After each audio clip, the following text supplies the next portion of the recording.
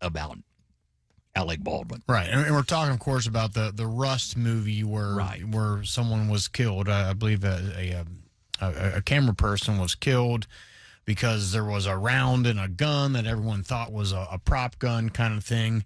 And this trial has gone on. And I guess recently, Hannah Gutierrez-Reed, the armor of the set, she was found guilty of involuntary manslaughter. But I guess that means Alec Baldwin, though, there's going to be a trial against him. See, I don't even know what that person was called who handles the fake guns. Yeah. And so the armorer now has been found guilty. What does that mean for him? That's right. Let's talk to a lawyer in this matter. This fella here knows of which he speaks. He is Jeremy Rosenthal. He has been a prosecutor. He's a defense attorney. He's been all over the place, and he's quite good at what he does. Jeremy, welcome back to the program. Well, thank you. I'm quite good looking. I don't know that I'm good at all that other stuff that you said, but since we're on the radio, I'm 6'10". Right. Yeah. Well, we're Brad Pitt. Yeah. We're good looking on the radio too, buddy. So Jeremy, describe in your mind what's going to happen to Alec Baldwin in this case. This is bad news for Alec Baldwin, I think. I mean, you kind of want this whole thing to go away, and it sort of goes away if and when if they had lost this Gutierrez-Reed case. I think you feel a lot better about yourself. But the sheer amount of horseplay, of, pardon the language, the grab that was going on. I mean, in the Army, we would have called it something a little more aggressive, but just the sheer amount of shenanigans on this set is pretty. I think it was a little going into her trial. I don't know that we saw that all coming, but there was a lot of it, and that's all coming at Alec Baldwin next. I think he would feel better had she been acquitted, but yeah, I think this is bad news for him. So now he was, correct me if I'm wrong, was he, executive producer of the movie as well? Was that his title? I don't know if it was executive producer, but yeah, It's his movie. And so and that's one of the arguments against him is the buck stops with him.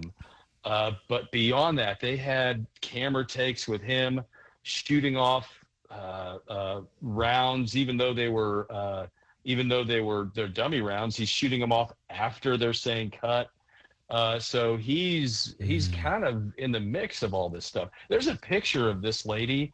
They introduced it at trial of her pointing a weapon at her own face on the set. Wow. So this thing is not pretty. Now, I don't know that I don't know a lot of gun owners that are really going to dig that. I think that they would be the first to tell you that all that's a no-go. No, I mean, number one rule of gun ownership is you never point the gun at him, whether you would bet your life it's unloaded, whether you think it's a fake gun, whether nothing. And Jeremy, I guess for me, and I think a lot of folks, when this trial was coming about, and people aren't, a lot of times getting all the details, you're like, well, God, he was handed a gun. It's not his job to check the gun if he's handed it right before a scene takes place. But what you're saying is the damning part of it is, as producer of the movie, it's kind of come out that he ran a very half-assed kind of operation, right? Goofing around, and he wasn't attending safety meetings and all this sort of thing, and that's what has him complicit.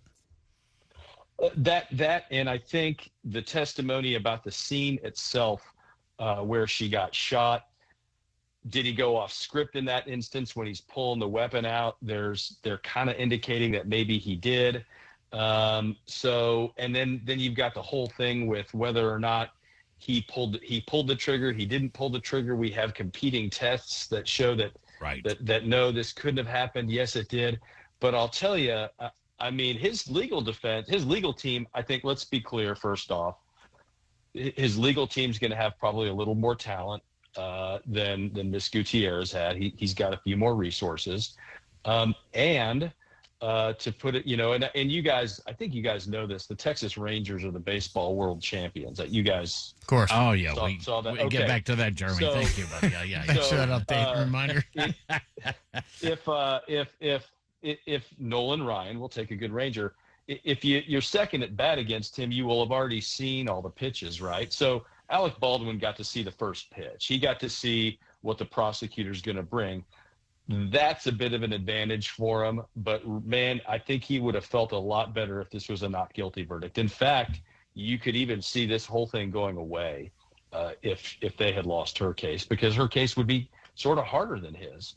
But none of that happened for him. Yeah, well, but the thing is, we're talking to Jeremy Rosenthal, and Jeremy, what I keep getting stuck on is the fact that, yeah, there's a lot of layers that have to be gone through by the time that gun, the fake gun, the prop gun, gets to Alec Baldwin. That's where my mind gets stuck. And how can he be liable when that should have been gone? That should have gone through like what, 3 layers before it got to him? Yeah. Yeah, and that's his argument. That's what he's going to come to trial and say. And the counter, the prosecutor is going to come back with, well, but you're the buck stops with you. And oh, by the way, you really think that you trust this person as the armorer, and you were the one watching her do all these things, and then you have these safety violations where you're shooting off rounds after the word cut is after the director cuts the scene. There was a little testimony from the cameraman in that scene that said that Alec wasn't supposed to pull the weapon out. And I don't know if you've seen the clip. He pulls it out, points it right at the camera. Obviously, he points it right there because that's the young lady who he shot was right there.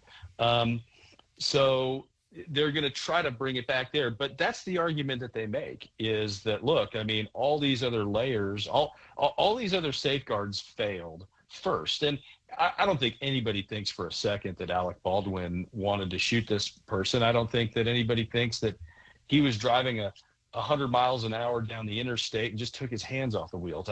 But we've got a dead body here, and you've got a prosecutor who did an effective job already against one defendant who had some decent arguments for herself. All right. With that, Jeremy, we will let you go, buddy. Fascinating stuff. Thanks so much. Thanks, guys. Bye-bye. Thanks, Jeremy. Hey there, it's Jeremy Rosenthal, your briefing attorney. Just as a postscript to this story, after Hannah Gutierrez-Reed was convicted, she was offered immunity to testify against Alec Baldwin in his trial in the summer of 2024. She didn't want to do that to preserve her appeal. Alec Baldwin was acquitted at trial because the prosecution didn't turn over evidence. What effect this has on her trial or her appeal going forward, we don't know quite yet. But thank you for watching.